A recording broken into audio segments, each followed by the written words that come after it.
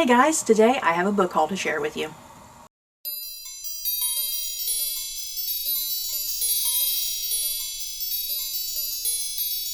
So I have 20 books here that I'm going to be sharing with you guys. The good news is I was kind of looking through some of these and there's quite a number of these that I have actually read and reviewed already, you guys. That's good.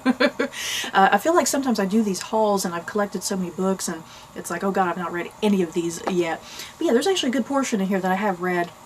So yeah, got 20 books. Let's go through this as quick as possible. First up, The Woman Before Wallace by Bryn Turnbull, and this takes place in the summer of 1926. It says, when Thelma Morgan marries Viscount Duke Furness after a whirlwind romance, she's immersed in a gilded world of extraordinary wealth and privilege. For Thelma, the daughter of an American diplomat, her new life as a member of the British aristocracy is like a fairy tale, even more so when her husband introduces her to Edward, Prince of Wales. In a twist of fate, her marriage to the Duke leads her to fall headlong into a love affair with Edward.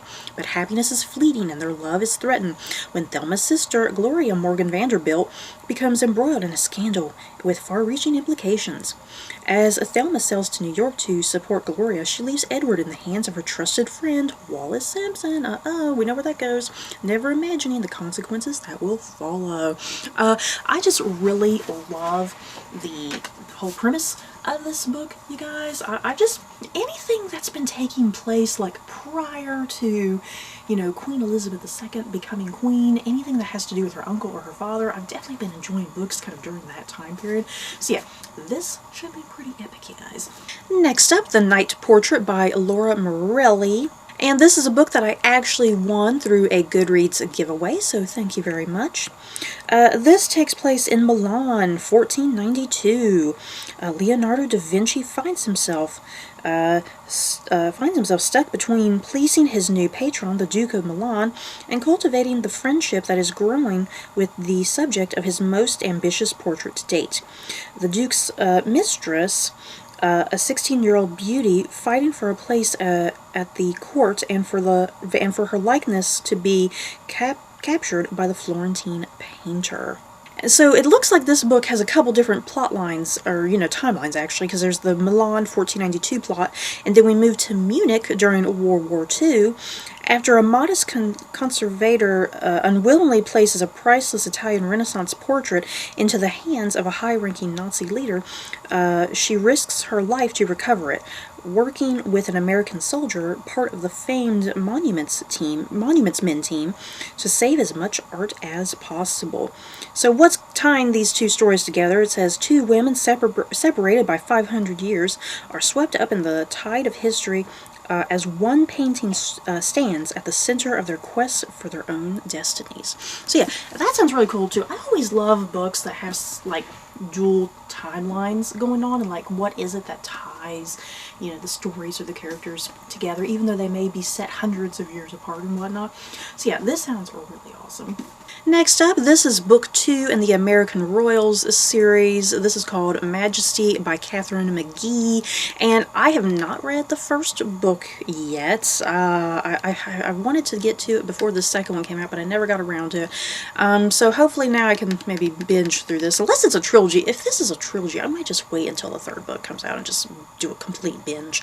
But yeah, what I remember, to the best of my knowledge, what this series is about, it's kind of like this alternative history, if you will. If, you know, instead of, you know, back during the American Revolutionary War, instead of us like having a president, we just created our own version of a monarchy here in America, essentially. And this series is following like the descendants of, you know, like George Washington and whatnot. So yeah, it's like there's a modern day monarchy in America at the moment. And that just it's a very intriguing concept and premise to me, and I'm curious to see where that would go. Next up, The Lost Book of the White by Cassandra Clare and Wesley Chu. This is part of Cassandra Clare's greater Shadowhunter universe, if you will. There are so many books in this series, you guys. And yeah, this is book 2 in this particular series that is focusing very strongly on the very popular fan characters Magnus Bane and Alec Lightwood. I'm not even quite sure what is even happening in this book. I've been collecting all of Cassandra Clare's books, no ifs, ands, or buts, no questions. I just get them and I read them, and I've always been enjoying them. So yeah, I didn't even need to know what this book was about. I did read the first book in this new trilogy. I did really like the first book. I didn't think it was the best out of a lot of Cassandra Clare's Shadowhunter books, but I still like this book, and I like the focus on Alec and Magnus and whatnot. So yeah, I like that first book. I'm definitely excited to get to the second book sometime in the future. Next up, Royal by Danielle Steele, and what this book is about, it's historical fiction taking place in World War II in England, and this seems to be like an alternative British monarchy of some sort. Like, it's not focusing on, like, you know, the current Queen Elizabeth II. It's not focusing on her and her family.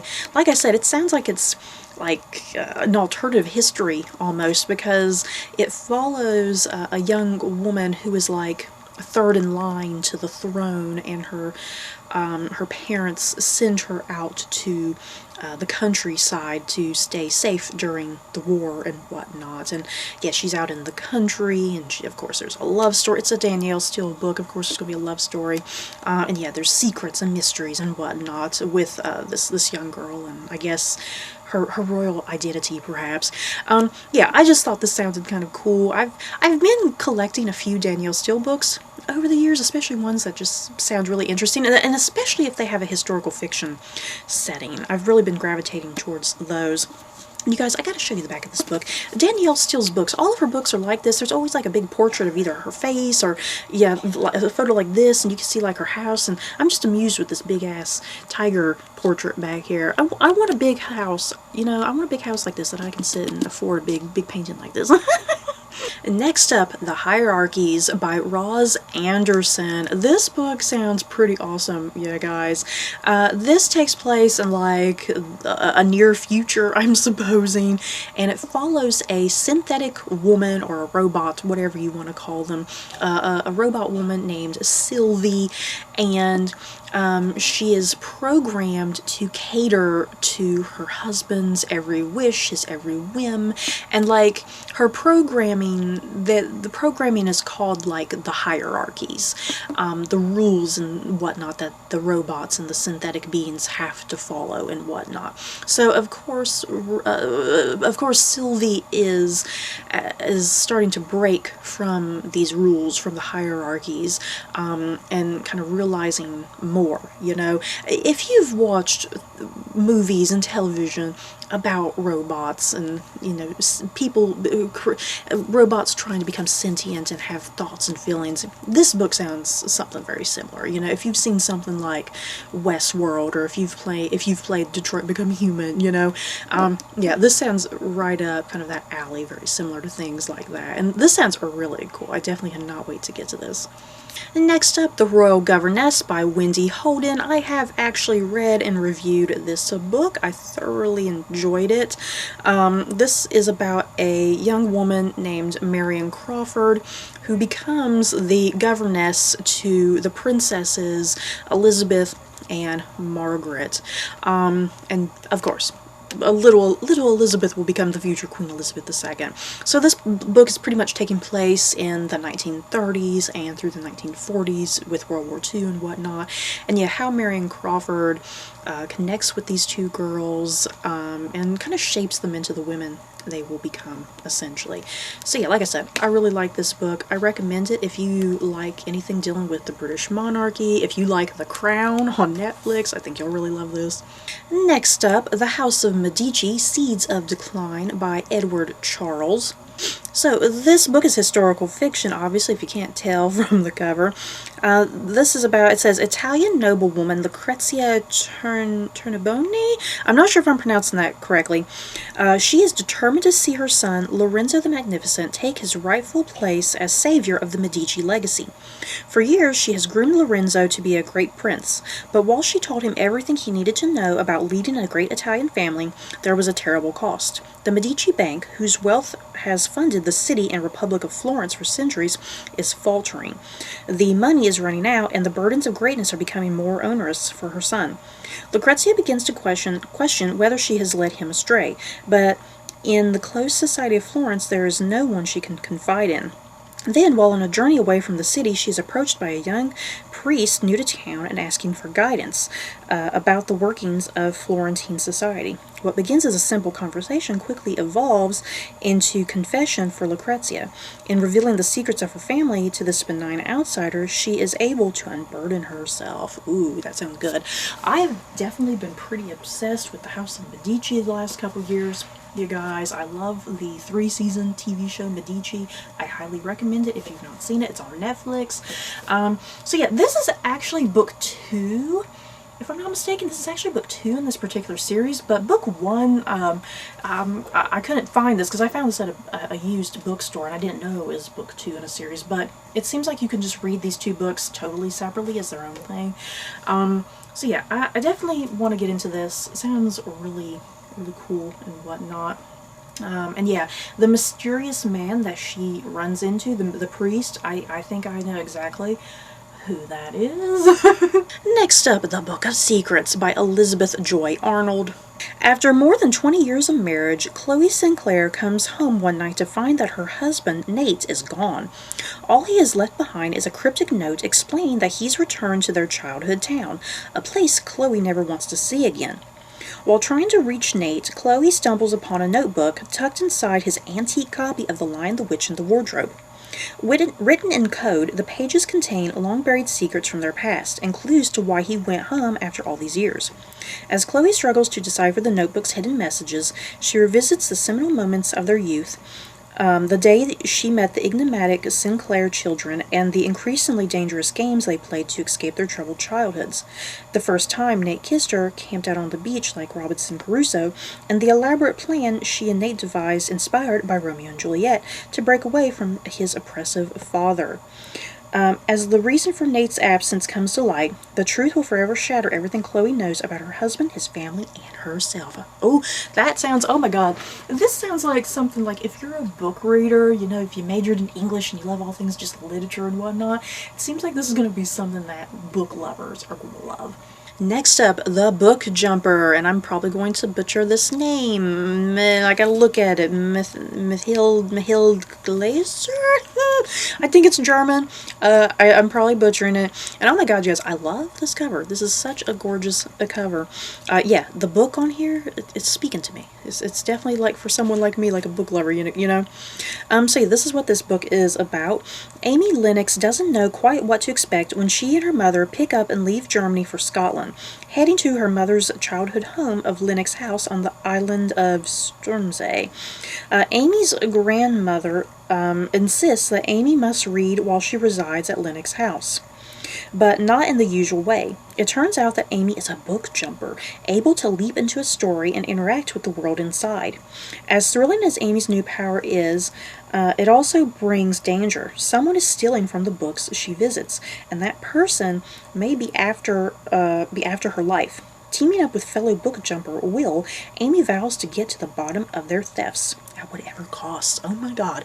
That sounds cool. It's making me think of something like, not exact, but kind of similar to something like Jasper Ford's, is it Tuesday Next? Those books, you know, like The Air Affair. The first book in that series is called The Air Affair, and in those books you can kind of jump inside. I think you can jump inside books, right? Can't you? And like literary characters can kind of come to life, like inside and outside the pages. It sounds pretty kind of similar to something like that, but kind of a little slight different twist, I feel like. But yeah, this sounds really cool, you guys. I definitely can't wait to get this. The next couple books I'm going to show you guys come from Agatha Christie, and this first one is The Pale Horse. And there was a recent adaptation of this that aired, I think, back in 2020 if I'm not mistaken. Had Rufus Sewell in it, and Kaya Scardadero, however however her name is pronounced. Either way, Rufus Sewell was in it. I watched it for him primarily. But yeah, the Pale Horse. When an elderly priest is murdered, the killer searches the victim so roughly that his already ragged cassock is torn in the process. What was the killer looking for, and what had a dying woman confided to the priest on her deathbed only hours earlier? Mark Easterbrook and his sidekick, Ginger Corrigan, are determined to find out. Maybe the three women who run the Pale Horse public house and who are rumored to practice the dark arts can provide some answers. And yeah, like I said, I already watched the little, like, two-part miniseries that had Rufus Sewell starring in the lead role as Mark Easterbrook. I watched that, and I was made aware that the miniseries is wildly different from this book, that they definitely, in that miniseries, took some wild creative liberties with the stories. And yeah, even just kind of reading this plot synopsis, as brief as it is, I can kind of tell there's definitely some big differences and whatnot from book to screen. But I still wanted to read this. I've been trying to, little by little just read as much Agatha Christie as I can. And like I mentioned, another Agatha Christie book, and this is Death Comes as the End. And apparently the BBC is supposed to be making an adaptation of this sometime in the near future. They made the announcement a couple years ago, but I've not heard anything else about it, so I'm not sure if it's still happening or not. I hope it is, because this seriously sounds really awesome, you guys. It is Egypt in 2000 BC, where death gives meaning to life. At the foot of a cliff lies the broken, twisted body of Nofret, concubine to a Ka priest. Young, beautiful, and venomous, most agree that it was fate. She deserved to die like a snake.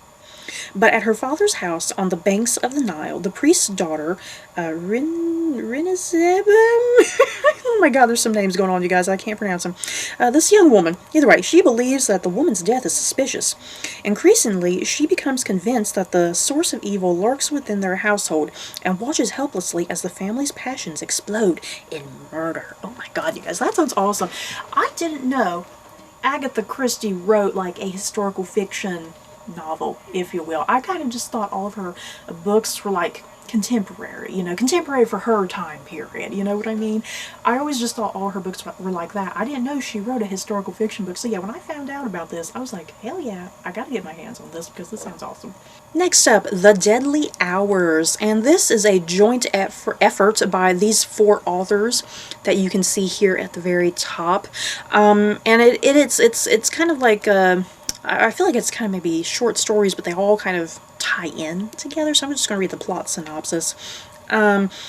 It says, a stellar lineup of historical mystery novelists weaves the tale of a priceless and cursed gold watch as it passes through time, wreaking havoc from one owner to another. Ooh, and that's just kind of the big blurb right there at the very top back here. So then underneath that it says, from 1733 Italy to Edinburgh in 1831, to a series of chilling murders in 1870 London, and a lethal game of revenge decades later, the watch touches lives with misfortune. The characters are irreparably linked by fate, each playing a key role in breaking the curse until the watch finally comes to one young woman who might be able to stop it for good. Oh my god. So it seems like each author is taking a different, decade in some century or whatever. But it all has to do with this cursed watch, which is going to probably lead up to the present day. And yeah, this woman is going to have to stop whatever has been going on down through the centuries. That sounds awesome, you guys. I definitely can't wait to get to this. And next up is another book in the Twisted Tales series. This one is Unbirthday by Liz Braswell. And if you can't tell, this one is a twisted version of Alice in Wonderland. Got the Queen of Hearts here on the cover. So yeah, all these books in the Twisted Tales series asks a question. And this one is asking, what does it say? What if Wonderland was in peril and Alice was very, very late?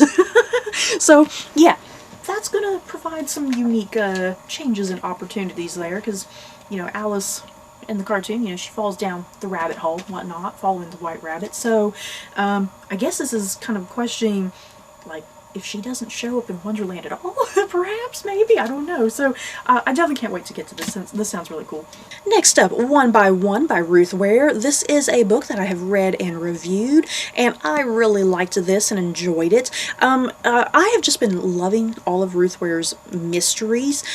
This book in particular It's not my favorite. I think The Death of Mrs. Westaway and The Woman in Cabin 10 and The Turn of the Key, those three are my particular favorites. And then I would probably put this in fourth place if I had to kind of rank them. So yeah, this latest book by Ruth Ware, it follows a group of employers and their employees who run like a social media app. And they all are taking like a trip to the French Alps because they're going over like a potential buyout offer of some sort. So of course they're in the French Alps at this very beautiful resort, and of course an avalanche happens. They're cut off from society. They're stuck in this resort with no power, nowhere to go. When is rescue coming? And yeah, little by little, some of them start disappearing one by one, as the title says. So yeah, as I mentioned, I really liked this book. Not my favorite, but it was still highly enjoyable. And either way, I'm going to get her next book. It doesn't matter. And next up, I have a book from Star Wars here. This is actually one of my sister's books. I stole it.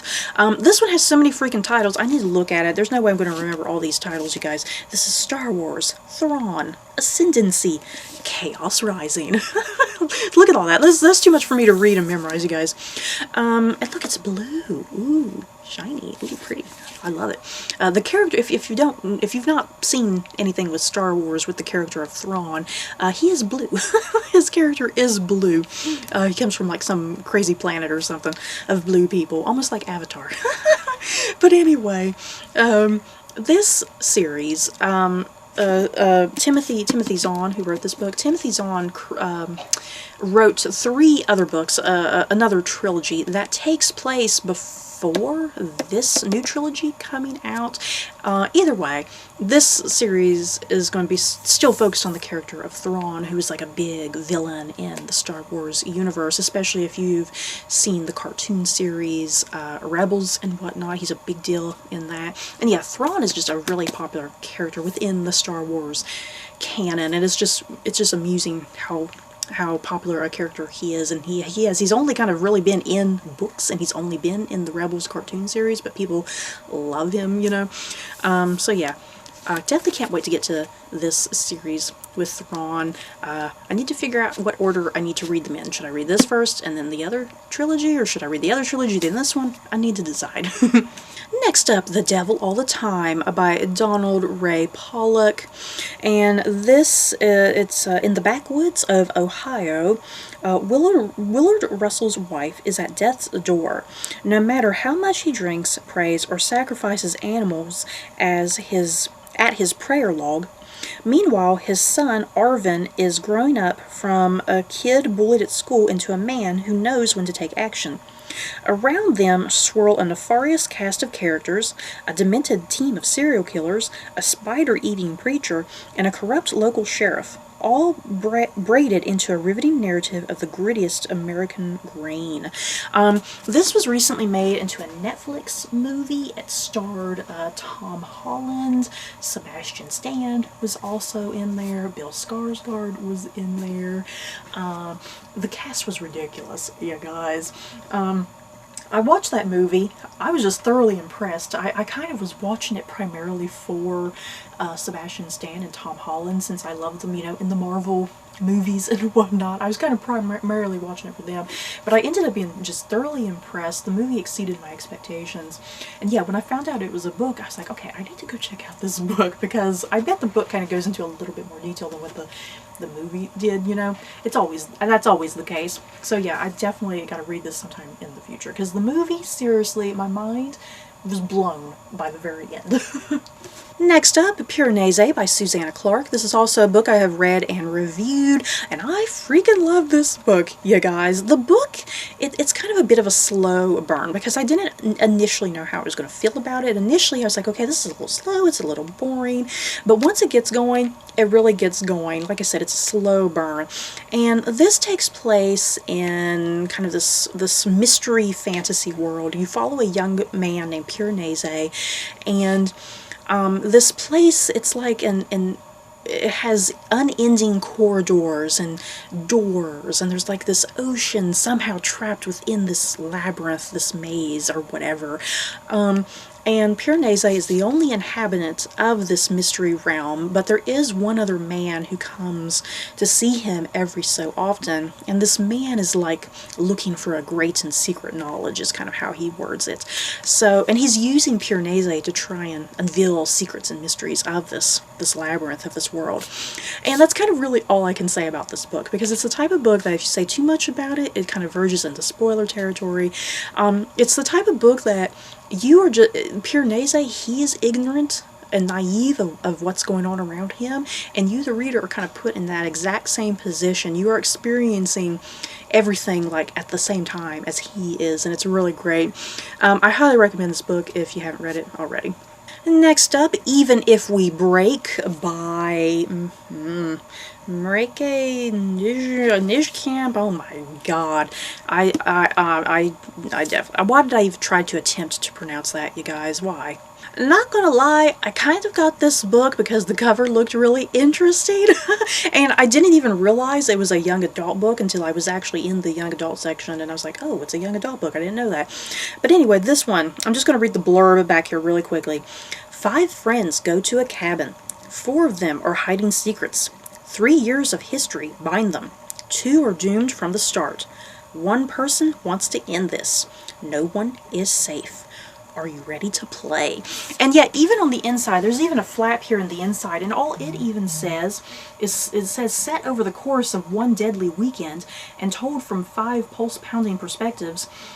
Even If We Break is a shocking thriller about a group of friends tied together by a game and the relationships that define them. The healthy ones, the toxic ones, and the ones that will break them. It's very vague, very mysterious. Like I said, I kind of got this book for the cover because it looked kind of cool, and there was this kitty cat. There's this kitty cat mask on it, and that's what kind of broke me, you guys, why I purchased it. I'm weird, I know. But either way, it sounds like an interesting thriller, and I'm curious to see what's going on. It almost has a very And Then There Were None vibe to it for some reason, especially kind of back here, what I was reading to you. And last up, I have The Forgotten Kingdom by Singh and Pike. And this is actually book 2 in this particular trilogy. The first book was called The Lost Queen, and this is like a sort of Arthurian legend retelling, if I'm not mistaken. I got the first book in this trilogy a long time ago, and I definitely remember purchasing it because it said it was like a really unique, different take for a retelling of Arthurian legend, and I can't quite remember what that first book was even about. I've not read it yet. But yeah, it says it takes place in AD 573. And yeah, we're following a young woman, and in this particular book, she's been imprisoned apparently. And I do see the name Uther Pendragon. But yeah, I've not really seen anything else like any other familiar Arthurian names. But yeah, that's primarily why I got this, why I started this trilogy, because it has something to do with Arthurian retelling and whatnot, kind of mixing things up. And yeah, I want to say this is a trilogy. I'm probably just going to wait until the 3rd book comes out and I'm going to binge it. That's just how I like to consume books, you guys. I know a lot of people, they don't like, doing that, like getting all the books and then binging it, because what if you don't like the first book and then you got all the books and then they're terrible, But that's personally how I like to read series, because I like to just do it all in one go rather than like rereading books sometimes. But yeah. I definitely can't wait to get to this trilogy and start it, because it sounds really cool. It sounds like it's definitely right up my alley, you guys. Anything with historical fiction, I'm going to get it. I'm probably going to like it. So, that is it for this book haul. Thanks for sticking around if you've made it through this whole video. Any of these books that you guys have read, if you like them or you dislike them, or if you do plan on getting to them sometime in the future, just let me know. So, that's it for this video. Don't forget to like, comment, and subscribe. And if you like this video, you may like these other videos. Bye, guys.